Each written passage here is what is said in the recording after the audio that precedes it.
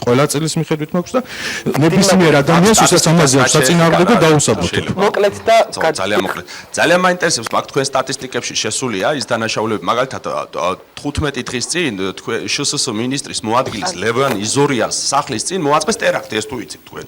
და დიახ, ეს ინფორმაცია არ მაქვს, მაგრამ ტერაქტებთან დაკავშირებით მაქვს სტატისტიკა. ინფორმაციას გადამოწმება შეგიძლიათ, მოიკითხეთ შსს-ში. მანქანაში ჩააგდეს ლიმონკა. ეფადინი, ეგრეთ წოდებული, ჩააგდე. ლევან იზორიას სახლის ფანჯრის წინ გეუბნებით, ხო? ეგ ხდება დღისით, მზისით. ააფეთქეს მანქანა. ეს თუ არის თქვენ სტატისტიკაში მოხვედრილი, ესეთი ფაქტები თუ არის მაგ სტატისტიკაში? ნამდვილად არის ტერაქტის მიმართულებით, ანუ მე მიკავია ხელთ დოკუმენტი. დიახ, შეიძლება და ეს გამოძიების პრეროგატივა არის. გამოძიების თავარი იცით რა არის? ის კი არ არის თავარი, ხა მე რა კვალიფიკაციას მივცე მაგას. თავარი არის გამოძიება რა კვალიფიკაციას და რო ხდება ის არის თავარი. რო არ უნდა ხდებოდეს მაგას ვაბ.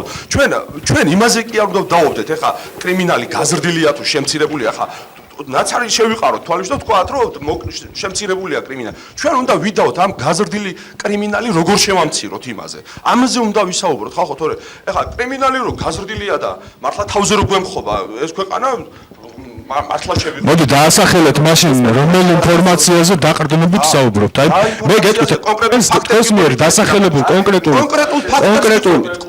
ფაქტებს. გისმენთ, ეხლა მე გიპასუხებ. კონკრეტულ ფაქტებს გიყვებით, ბატონო.